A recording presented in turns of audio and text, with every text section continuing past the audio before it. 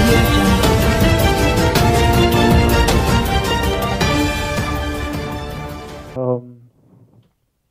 అంటే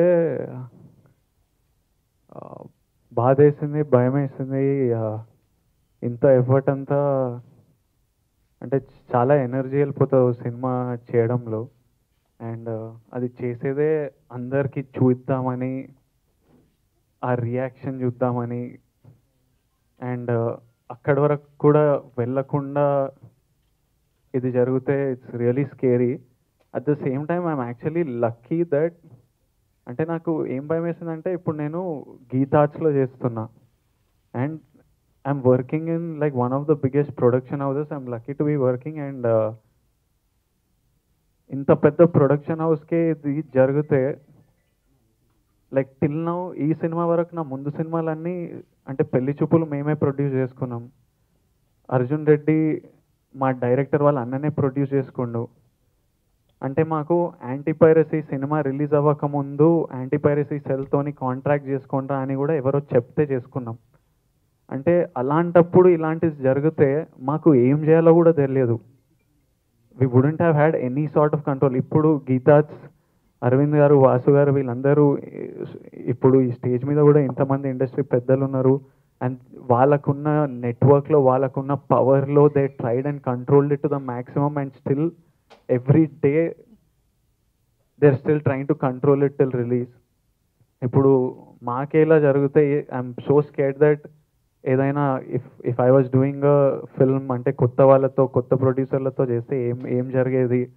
అండ్ నాకు ఏమనిపించిందంటే ఇలాంటిదే పెళ్లి చూపులకి అయిపోతే ఐ వుడెంట్ హ్యావ్ గాటెన్ అన్ అర్జున్ రెడ్డి. అంటే ఆ సినిమాకి అంత also film works as a business, it's an economic activity. అంటే దీని ద్వారా చాలామందికి పేమెంట్స్ వెళ్తాయి, చాలా ఖర్చు పెడతారు, ఎంప్లాయ్మెంట్ జరుగుతుంది, థియేటర్స్ రన్, థియేటర్ వల్ల food courts run, you by tickets. It's like one whole economic activity. And అంటే ఇది చాలా చిల్లర పని కదా. మర్దలకి ఇవ్వడం ఏంటి సినిమా? అసలు అంత ఇష్టం ఉంటే థియేటర్కి తీసుకెళ్ళిపోబాయి, థియేటర్కి తీసుకెళ్ళి చూపించాలి. కానీ అంటే ఇది మరీ దిస్ ఇస్ బ్రెయిన్లెస్నెస్. అంటే అది ఇన్నోసెన్స్ నుంచి వచ్చిందో, దేని నుంచి వచ్చిందో. And one more thing that bothered me was students.